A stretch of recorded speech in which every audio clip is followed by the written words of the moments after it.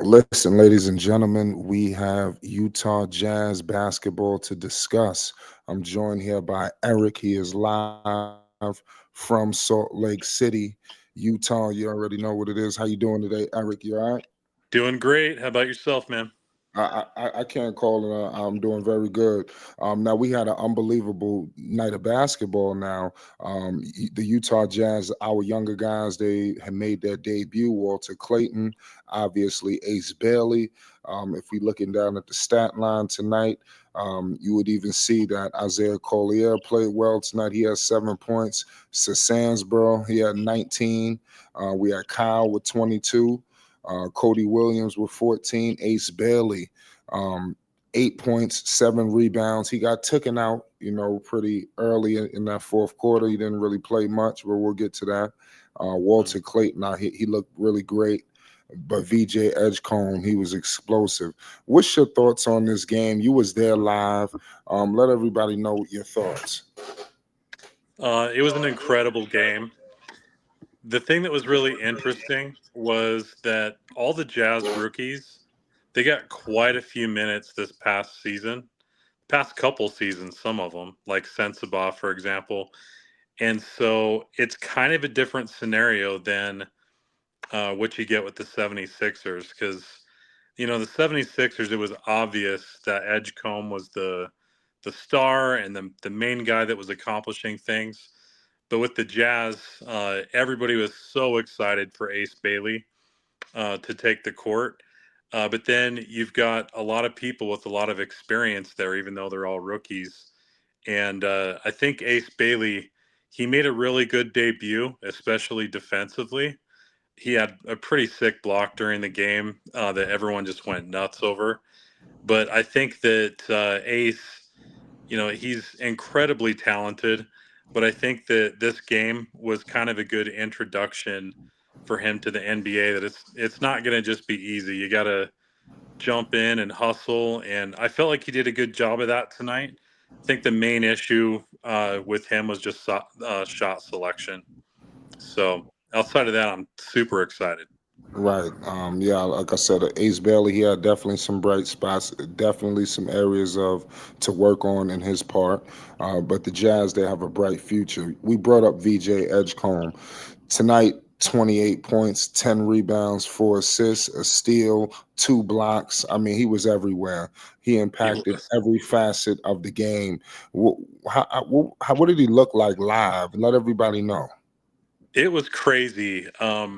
So usually when you watch these rookie league games, you you see a lot of guys that you don't even recognize their names, but so many of the people from the Jazz, have actual NBA experience. And the thing that was interesting about Edgecombe though for the 76ers was this is the first game that he's stepping in an NBA type capacity, and the guy was just an assassin. Like through the whole game, the first time that he actually looked like he was human was literally towards the end of the game when he's taking these free throws and he missed a couple and I was just like, "Oh, thank God like he's normal, like he's human."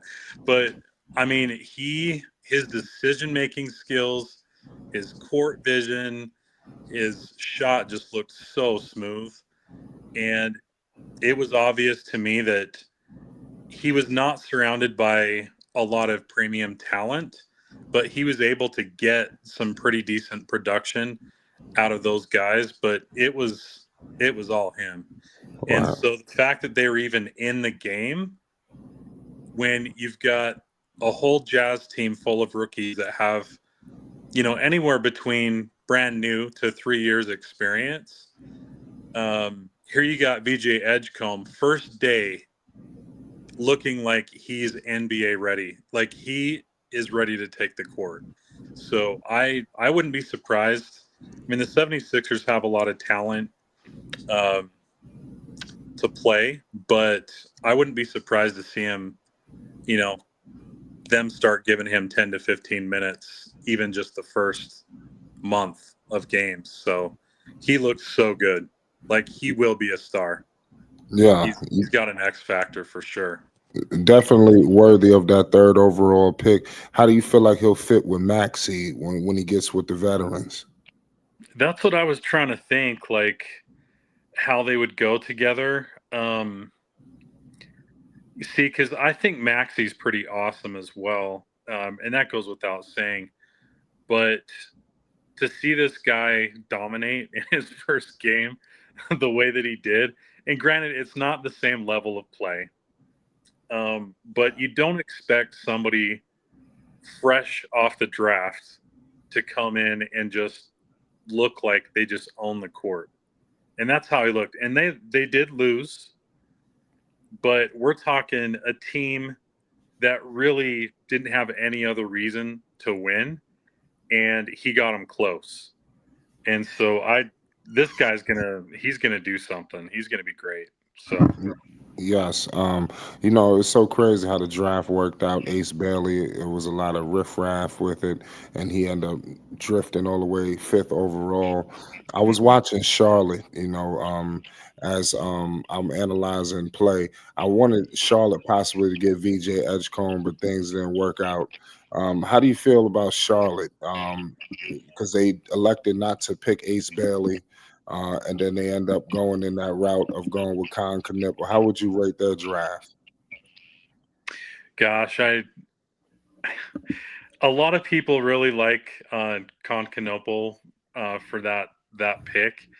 Personally, um, I'm sure he's a really talented guy. That goes without saying. But for me, I thought that he would be a defensive liability. You got guys like Edgecombe; he can do it on both sides of the court. Ace Bailey can do it on both sides of the court, and I don't know that I would say that of Constantinople. He doesn't have NBA speed, in my opinion. Um, but I'm not a professional scout by any means. But I just feel like he's certainly going to be a really great shooter. Um, and I don't know, he's got some good defensive prowess, but if you've got people, the NBA is fast. People don't realize like the difference between college and the NBA when it comes to speed.